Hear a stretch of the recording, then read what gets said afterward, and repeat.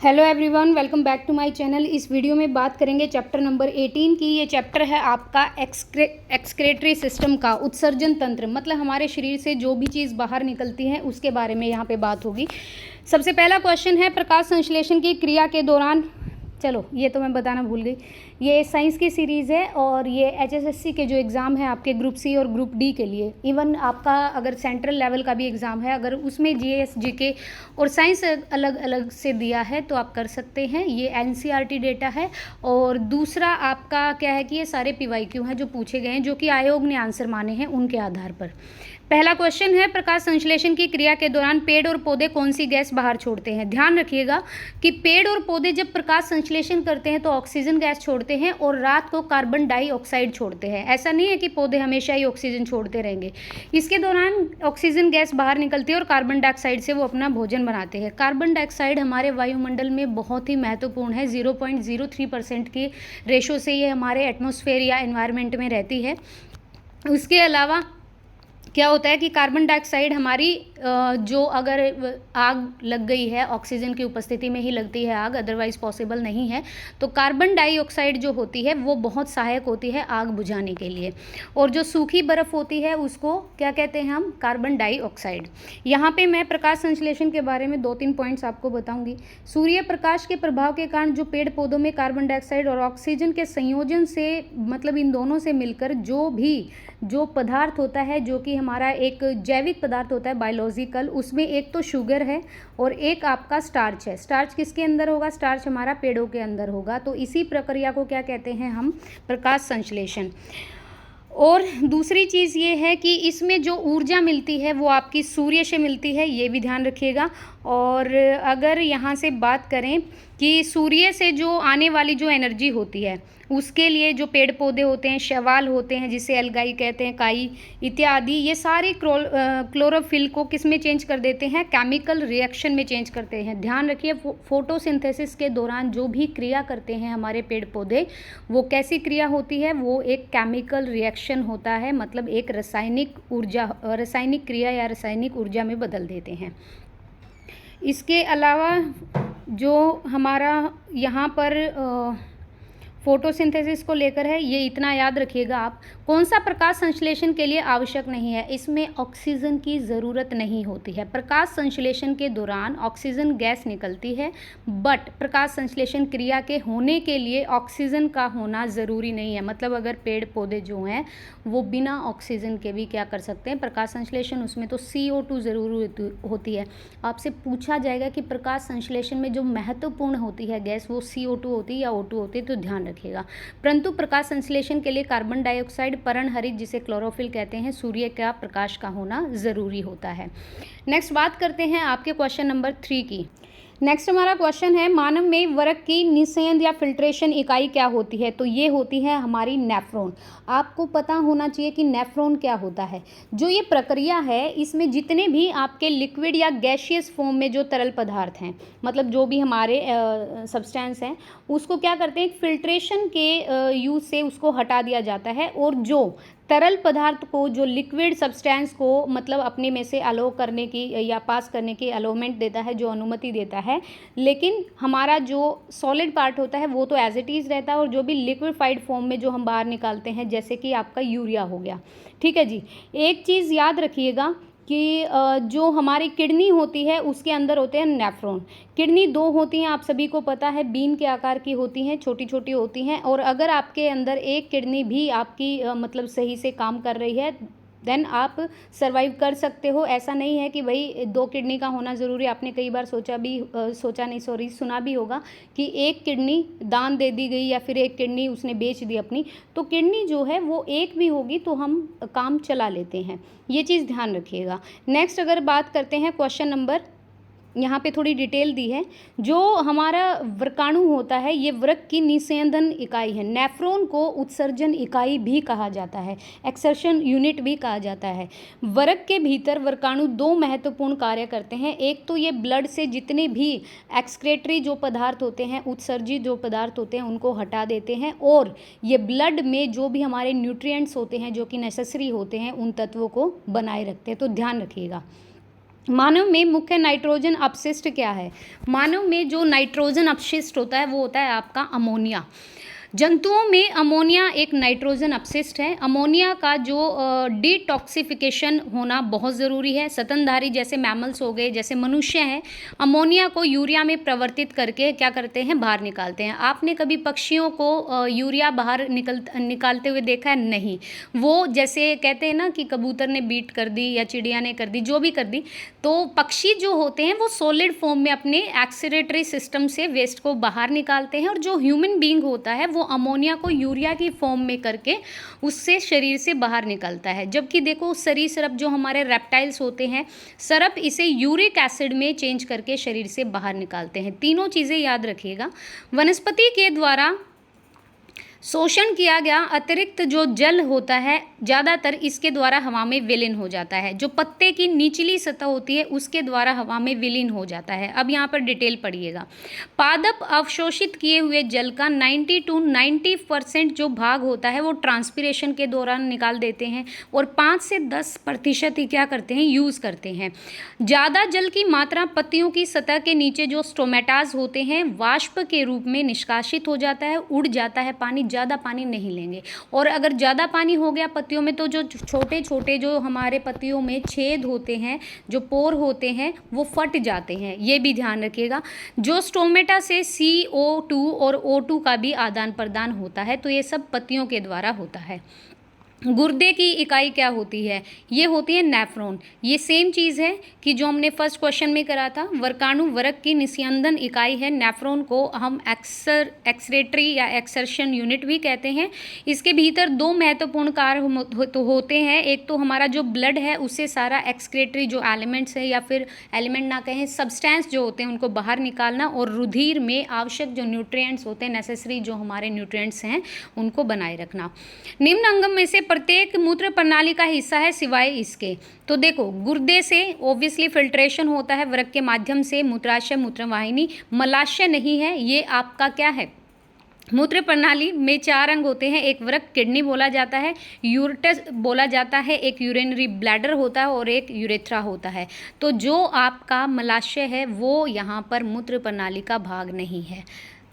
वृक्क रक्त को छानकर, जो हमारा वृक्क होता है किडनी, वो रक्त को छानने का काम करता है और अपशिष्ट को अलग करते हैं। प्योरीफाई ब्लड तो होता नहीं है सारा, अनप्योरीफाइड भी होता है, प्योरीफाई करते हैं उसको। मूत्रवाहिनी उस अपशिष्ट को वृक्क से मूत्राशय तक लेके जाती है, और मूत्र मार्ग मूत्र को बाहर ले जाता है। ध्यान रखिएगा भाई। निम्न में से कौन सा गुर्दे का कार्य है? तो ये जो यूरिया का हमारा निर्माण करना है, अमोनिया में चेंज करके जो बाहर निकलता है, वही चीज़ है। एक तो रुधिर होता है ब्लड, इससे मूत्र के रूप में अपशिष्ट पदार्थों का निष्कासन। रक्त के पीएच का नियमन बनाए रखता है, ऑब्वियसली रक्त का बैलेंस बनाए रखता है। रुधिर प्लाज्मा की सांद्रता का नियम, जिसे हम प्रासरण नियंत्रण कहते हैं, उसको बनाए रखता है। सांद्रता होती है कंसंट्रेशन। शरीर में ऑक्सीजन की कमी होने के विशेष एंजाइम के स्रवण से जो वृक्क एरिथ्रोपाइटिन नामक जो हार्मोन होता है वो लाल रुधिराणु के तेजी से बनने में सहायक होता है, और कुछ पोषक तत्व के जो अधिशेष भाग हैं उसको शर्करा, अमीनो अम्ल आदि का निष्कासन करता है। ध्यान रखिएगा। गुर्दे के शीर्ष पर स्थित अंतःस्रावी ग्रंथि कौन सी है? जो गुर्दे के ऊपर जो ग्रंथि होती है वो होती है आपकी एड्रिनल ग्लैंड। एड्रिनल को अधिवृक्क ग्रंथि हिंदी में बोला जाता है। तो ये है हमारा एक्सक्रीटरी सिस्टम का जो 9 ही क्वेश्चन है यहाँ पे। बाकी आप ज़रूर करिएगा 10th क्लास की साइंस में, या 8th क्लास की ले लेना, 9th में नहीं मिलेगा आपको ये एक्सक्रीटरी सिस्टम, इसको ज़रूर कर लेना। नेक्स्ट है आपका रिप्रोडक्शन सिस्टम। देखिए, एक्सक्रीटरी सिस्टम से मेनली जो 90 to 95% जो क्वेश्चन बनेंगे वो बनेंगे आपके नेफ्रॉन या किडनी से। ठीक है। दूसरा मैं कुछ बता देती हूँ कि हमने ये भी पढ़ा कि हमारे शरीर में कुछ उत्सर्जन अंग होते हैं, जैसे यहाँ पे पढ़ा हमने, वृक्क है, मूत्रवाहिनी है, मूत्राशय, मूत्र मार्ग है, ये होते हैं। और नेफ्रॉन के बारे में पढ़ा, तो नेफ्रॉन जो है वो आपकी एक संरचनात्मक इकाई है, इसका एक स्ट्रक्चर होता है, और उत्सर्जन का अगर पूछा जाए कि उत्सर्जन का क्या अर्थ है, उत्सर्जन तंत्र का, तो ऑब्वियसली शरीर से जितने भी हमें अनयूजुअल या फिर अनयूजुअल ना कहूँ तो अपशिष्ट जो पदार्थ होते हैं उसको निकालने की प्रक्रिया ही क्या होती है, उत्सर्जन करना होता है। ये ध्यान रखिएगा ज़रूर। इससे जो क्वेश्चन बनेंगे वो आपके सारे किडनी से रिलेटेड बनेंगे। और अगर यहाँ पर थोड़ा सा और अगर मैं बताऊँ तो अगर मैं बता देती हूँ अमोनिया के बारे में, अमोनिया क्या होता है। जो अमोनिया है ना, ये उत्सर्जन प्रक्रिया के द्वारा संपन्न किया जाता है। जैसे हमारी भाई मैमल्स के बारे में हमने पढ़ लिया, मछलियाँ होती हैं, उभयचर होते हैं, जो हमारे जलीय कीट होते हैं, वो सब क्या करते हैं, वो अमोनिया का ही उत्सर्जन करते हैं। तो अमोनिया उत्सर्जन के लिए हमारे पेट में या हमारे शरीर में जल भी तो होना चाहिए। तो जल को ही तो नाइट्रोजन जो अमोनिया को यूरिया में जो चेंज करते हैं उसी की फॉर्म में बाहर आता है। यूरिया की अगर हम बात करें तो ये जितने भी स्तनधारी या समुद्र में रहने वाले जो हमारे जानवर होते हैं या मछलियाँ होती हैं, इनको यूरिया उत्सर्जी कहा जाता है। कोशिकाओं के द्वारा जो उत्सर्जित जो अमोनिया होता है ना हमारा, उसको क्या करते हैं, यूरिया में चेंज कर देते हैं। ध्यान रखिएगा, अमोनिया को यूरिया में चेंज करते हैं और जिससे जो हमारे वर्क होते हैं, जो हमारी किडनी होती हैं, वर्क ही बोलेंगे उसको, इसके द्वारा बाहर निकाल दिया जाता है। यूरिक एसिड मैं बता चुकी हूँ, जितने भी आपके पक्षी होते हैं, रेप्टाइल होते हैं या फिर जो इंसेक्ट्स होते हैं, वो यूरिक अम्ल का यूज़ करते हैं। वो लिक्विफाइड फॉर्म में नहीं, वो आपकी एक सॉलिड फॉर्म में क्या करते हैं, एक्सक्रेट करते हैं, बाहर निकालते हैं। तो ये सारा ध्यान रखिएगा। ये क्वेश्चन बन सकते हैं यहाँ से। बाकी अगर आपको डिटेल से पढ़ना है तो प्लीज़ आप साइंस NCERT पढ़िएगा, ऐसे ही कोई बुक मत उठा के पढ़ लीजिएगा, ठीक है। एक मैं अगर यहाँ पे अगर मैं पूछूं कि रक्त का जो निस्पंदन कार्य होता है वो प्रति मिनट कितना होता है, तो प्रति मिनट होता है 1000 से 1200 ml का, इतना प्योरीफाई करता है, ठीक है। और बाकी अगर यहाँ पे उत्सर्जन में आपके कौन कौन से तत्व होते हैं जो कि सहायक होते हैं, तो हमारे देखो वर्क तो होते हैं, उसके अलावा हमारे लंग्स होती हैं, उसके अलावा हमारे स्किन होता है, उसके अलावा हमारा जो लीवर होता है वो भी मतलब हेल्प करता है। जो हमारे लंग्स होते हैं वो तो CO2, फेफड़े जो होते हैं हम CO2 बाहर निकालते हैं ऑब्वियसली। जो हमारा लीवर होता है ना, ये बिलीरुबिन, आपने एक नाम सुना होगा, बिलीरुबिन या बिलीवर्डिन, और जो हमारे स्टेरॉइड्स हार्मोन होते हैं उनको बाहर निकालता है लीवर। फेफड़े निकालते हैं CO2 को। और जो हमारी त्वचा है, त्वचा अगर आपके स्किन पर मतलब पसीना आ रहा है, स्वेट हो रहा है, तो इसका मतलब पसीने के साथ आपका क्या हो रहा है, हाइड्रोकार्बन जो होता है वो उसका उत्सर्जन करते हैं। ये ध्यान रखिएगा। नेक्स्ट है हमारा चैप्टर प्रजनन तंत्र। मैं बहुत हमारा आधे से ज़्यादा साइंस कंप्लीट हो चुका है, कुछ रहता है यहाँ पे, तो मैं धीरे धीरे करके आपको करा दूंगी। रही बात लाइव सेशन लेने की, अभी मेरे पास टाइम नहीं है बिल्कुल भी। तो अभी मैं खुद तैयारी कर रही हूँ मेरे पेपर की, तो उसके लिए अभी अगर मेरे को लगा कि भाई लाइव में मेरे पास डिजिटल बोर्ड नहीं है, ना ही मेरे पास कोई टीम है, तो मैं फिर वो आपको वाइट बोर्ड से ही करा पाऊँगी, ठीक है। उसमें बहुत टाइम लग जाएगा, एक एक चीज़ में आपका 25 से 30 मिनट लग जाएंगे। पुरुषों में गुणसूत्रों का निम्न में से कौन सा संयोजन है, मैंने उस दिन भी बताया था, फीमेल में हमेशा XS होता है और मेल में XY होता है। Y ही ये जेंडर को चेंज करता है, अगर लड़का होगा तो XY होगा और लड़की होगी तो XX होगा। टोटल पेयर पूछे जाएं तो टोटल अगर पूछे जाएं तो 22 और एक पेयर आपका अलग होता है, और अगर वैसे पूछे जाए पेयर ना पूछे जाए तो 46 होते हैं। यहाँ पे देखिए, मानव शरीर में 23 जोड़े अर्थात 46 क्रोमोसोम होते हैं, जिसमें से 22 जोड़े अगर सिमिलर पूछे जाएं कि कौन से जोड़े सिमिलर, कितने जोड़े सिमिलर होते हैं, तो 22। टोटल जोड़े पूछे जाएं पेयर तो 23, और वैसे कुल क्रोमोसोम पूछे जाए तो 46। तीनों क्वेश्चन अलग रखिएगा।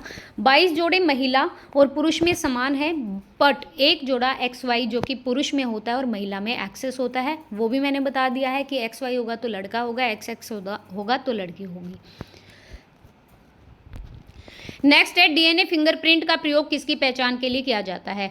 आपने ये तो हर चीज़ पता ही होगी आपको। अगर किसी बच्चे की पहचान करनी है, गुम हो गया, वो डीएनए से चेक करना है, गुम नहीं हो गया मतलब वैसे है तो चेक करना है, ये मेरा बेटा नहीं, मेरी बेटी नहीं है, ऐसा कोई बोलता है तो उसका डीएनए टेस्ट होता है। चोर के लिए होता है, जो रैपिस्ट होते हैं उनके लिए होता है। इस प्रक्रिया को हम जेनेटिक फिंगरप्रिंट कहते हैं और डीएनए प्रोफाइलिंग भी कहा जाता है। इस तकनीक का जो आविष्कार किया वो 1984 में ब्रिटिश लिसेस्टर विश्वविद्यालय के वैज्ञानिक जो सर एलेक थे उन्होंने किया, सर एलेक जेफरेज ने। इस प्रक्रिया का प्रयोग माता पिता को पहचानने, चोर, अपराधी और जो आपका रेपिस्ट होते हैं उसके लिए फॉरेंसिक जांच का यूज़ किया जाता है।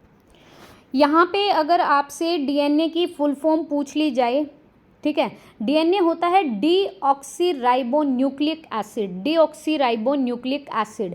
डीएनए की खोज अगर पूछी जाए, ये तो देखो इन्होंने तो क्या मतलब यहाँ पे अगर हाँ इन्होंने टेस्ट की बात की है फिंगरप्रिंट्स की, तो एलेक जेफरेज है। अगर डीएनए की खोज के बारे में पूछ लिया जाए कि खोज किसने की थी, तो वो की थी आपकी फ्रेडरिक मिशर ने।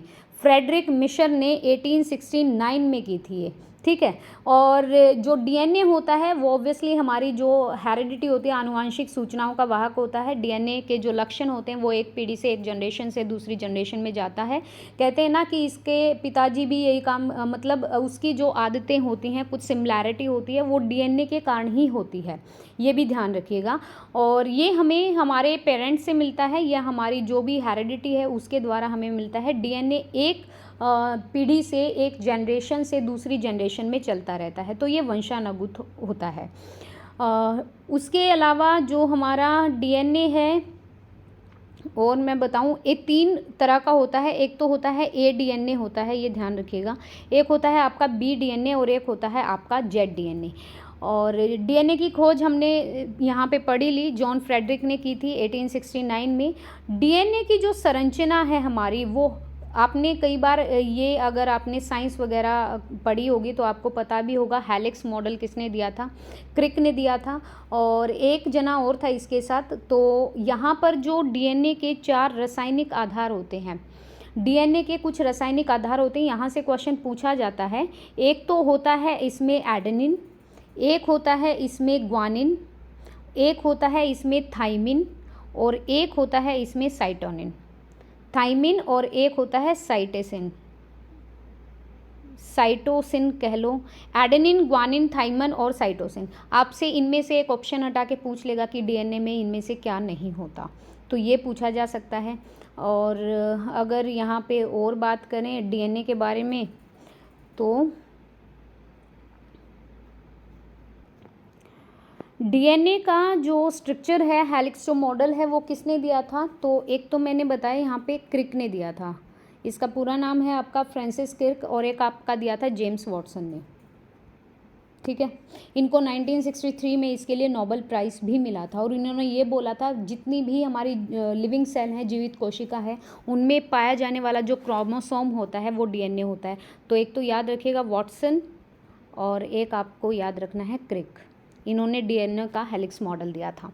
नेक्स्ट आगे बात करते हैं, बाजार से उपलब्ध गर्भरोधक गोलियों में क्या होता है, शाकानाशी, प्रतिजैविक, स्टेरॉइड या अकार्बनिक। जो ये स्टेरॉइड हार्मोन्स होता है इन टैबलेट्स में, इसीलिए ज़्यादा नहीं लेनी चाहिए। ये स्टेरॉइड हार्मोन मानव शरीर में 3 अंतःस्रावी अंगों द्वारा स्रावित किया जाता है। एक तो वृषण हो गया मेल का, टेस्टोस्टेरोन अंडाशय तथा अंडाशय द्वारा एस्ट्रोजन अधिवर्ग, बाह्यक द्वारा कॉर्टिसोल और एल्ड्रोस्ट्रोन। सभी स्टेरॉइड हार्मोन कोलेस्ट्रॉल से ही उत्पन्न होते हैं, ये ध्यान रखिएगा। जो हमारा ये टेस्टोस्टेरोन है ये मेल में होता है, एस्ट्रोजन हमारा फीमेल में होता है, ठीक है। और दूसरा ये क्या है, गर्भरोधक जो गोलियां होती हैं जो कि प्रेगनेंसी को रोकती हैं, ये सारी हमारी स्टेरॉइड्स होती हैं। डीएनए एक अणु में न्यूक्लियोसाइड्स में क्या होता है, डीएनए के एक अणु में क्या होता है, तो नाइट्रोजन क्षार होता है, पेंटोज की शर्करा होती है और फास्फोरिक अम्ल होता है। डीएनए एक वृत्त अणु है जिसमें बड़ी संख्या में न्यूक्लियोटाइड जो यूनिट्स होती हैं वो प्रेजेंट होती हैं, इसीलिए इसे बहुन्यूक्लियोटाइड कहा जाता है। रासायनिक रूप से एक न्यूक्लियोटाइड के 3 घटक होते हैं, एक तो नाइट्रोजनधारी क्षार, एक शर्करा होगी जिसे पेंटेज और डीऑक्सीराइबोज कहते हैं, और एक होता है आपका फॉस्फेट जो कि एक अकार्बनिक पदार्थ पदार्थ है। नाइट्रोजन सारी जो क्षार होता है वो दो तरह का होता है, एक होता है प्यूरिन, एक होता है पायरिमिडिन। तो प्यूरिन भी आगे दो तरह से होते हैं, मैंने आपको बताया, एडेनिन, ग्वानिन, थाइमिन और आपका साइटोकाइसिन जो भी था। पायरिमिडिन दो तरह के होते हैं, साइटोसिन और थाइमिन। तो चारों चीज़ मिलेंगी आपको, आपके डीएनए में क्या क्या मिलेगा, एडेनिन मिलेगा, ग्वानिन मिलेगा, साइटोसिन मिलेगा और थाइमिन मिलेगा। इस प्रकार डीएनए में नाइट्रोजनधारी जो क्षार के आधार पर 4 तरह के न्यूक्लियोटाइड पाए जाते हैं। एक प्राणी जो मुकुलन द्वारा पुनरुत्पादित हो जाता है। मुकुलन क्या होता है? मुकुलन जो होता है ये होता है आपका, जैसे हमारा खमीर होता है, यीस्ट होता है, हाइड्रा, दोनों ही जीव मुकुलन करते हैं। 10th क्लास की साइंस देखना, उसमें एक स्ट्रक्चर मिलेगा, अगर उसका पुनरावृत्ति मतलब बडिंग करते हैं, ये छोटा सा आपने पार्ट लगाया तो वो धीरे धीरे बढ़ता चला जाएगा। किंतु ब्रायोफालोम अर्थात पत्थर चट्टा जो होता है वो एक कायिक प्रवर्धन वेजिटेटिव प्रोपेगेशन द्वारा होता है। मुकुलन क्या होता है? मुकुलन हमारे शरीर का कोशिकाओं या कोशिकाओं में विभाजन से एक उभार आना और नए जीव का जन्म होता। जो हमारा हाइड्रा होता है ना, उसका अगर वो क्या करता है, एक बार कंप्लीट हो गया तो अपना एक पार्ट नीचे गिरा देता है, फिर इससे दूसरा पार्ट बनता है, फिर नीचे गिरा देता है, फिर दूसरा पार्ट बनता है। ये क्या होता है? यही होता है बडिंग या मुकुलन। कोशिकाओं में बार बार विभाजन से एक उभार आता है और एक नए जीव का जनरेट हो जाता है, नए जीव का जन्म होता है। कायिक वर्धन क्या होता है? उच्च वर्ग के कुछ पादपों में जनन की जो विधि होती है वो पादप के वृद्धि अंग जैसे जड़, तना और पत्तियों में से एक नया पादप होता है। जैसे आपने प्याज लगाना है, केला लगाना है, लहसुन, जलकुंभी, अमरूद, पत्थर चट्टा, आप ना इसका छोटा सा भाग लगाओ, तना या पत्ती लगा लो, तो ये कायिक वर्धन होता है। मुकुलन होता है जब आपके शरीर का कोशिका का विभाजन होता है इसमें और नए जीव का क्या होता है, जन्म होता है। ठीक है। और जो हमारा हाइड्रा होता है या खमीर होता है, ईस्ट जिसे बोलते हैं, वो भी मुकुलन होता है। निम्न में से एक को 12 वर्ष से कम आयु वाले बच्चे में प्रमुख चिकित्सीय लक्षण रूप से एड्स जो है उसमें शामिल नहीं किया जा सकता। किस चीज़ का? 1 माह से अधिक अगर आपको कफ है तो उसके कारण एड्स हो जाता है क्या? वजन घटना, जीर्ण अतिसार या लंबी जौवरावस्था। आपको पता होगा कि भाई एड्स जो है ये हमारी विषाणु से होने वाली क्या है, बीमारी है। और ये इसमें से कौन सा लक्षण है कि भाई जो एड्स के रोगी में पाया जाता है, ये बताइएगा। बच्चों में एड्स के लक्षण, 1 माह से ज़्यादा अगर आपका कफ हो गया है तो उसको ना एड्स नहीं कहते, उसको फिर टीबी बोला जाता है। बच्चों में एड्स के कुछ लक्षण होते हैं, ये बच्चे के दिमाग पे असर डालता है और जिसके कारण मिर्गी की शिकायत रहती है। जो हमारा HIV होता है ये हमारा एक वायरस है और ये हमारे इम्यून सिस्टम को, इम्यून जो सिस्टम होता है हमारे अंदर, उसको कमज़ोर बनाना स्टार्ट कर देता है।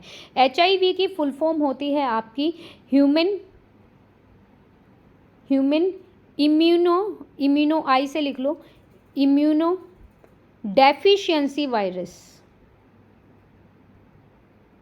ह्यूमन इम्यूनो डेफिशिएंसी वायरस होता है। और ये जो हमारा एड्स होता है ये किस किस कारण हो सकता है, इसके क्या बचाव होते हैं, वो यहाँ पे डिस्कस मैं करने वाली हूँ। कि HIV एक तो आप याद रखना 3 तरह से हो सकता है आपका HIV एड्स। ठीक है। एक तो हो सकता है कि भाई मदर से बेटे को हो गया। ठीक है। दूसरा आपका हो सकता है कि जो यौन क्रिया होती हैं फिज़िकली, उससे हो सकता है। और बेसिकली फिज़िकली जो एड्स होता है उसके होने के बहुत कम चांसेस होते हैं और इसकी दर कम होती है, ये ध्यान रखिएगा। ठीक है। एड्स से आपका कौन सा जो अंग है, 2 होते हैं ये, एड्स से कौन सा अंग आपका प्रभावित होता है? एड्स जो है ये जो विषाणु होता है, वायरस होता है, ये हमारे शरीर को क्या कर देता है, बाहर से अगर कोई रोग एंटर कर गया तो फिर आपका इम्यून सिस्टम मतलब वीक हो रखा है। ये हमारे ब्लड में ना T सेल्स होती हैं, हमारे रक्त में T सेल्स होती हैं और जो हमारे ब्रेन में होती हैं उनको प्रभावित करता है, अफेक्ट करता है और धीरे धीरे क्या कर देता है, नष्ट करना स्टार्ट कर देता है। तो एड्स में ये लक्षण होते हैं। और बाकी आपको ध्यान रखना है ये एक वायरस से होने वाली बीमारी है।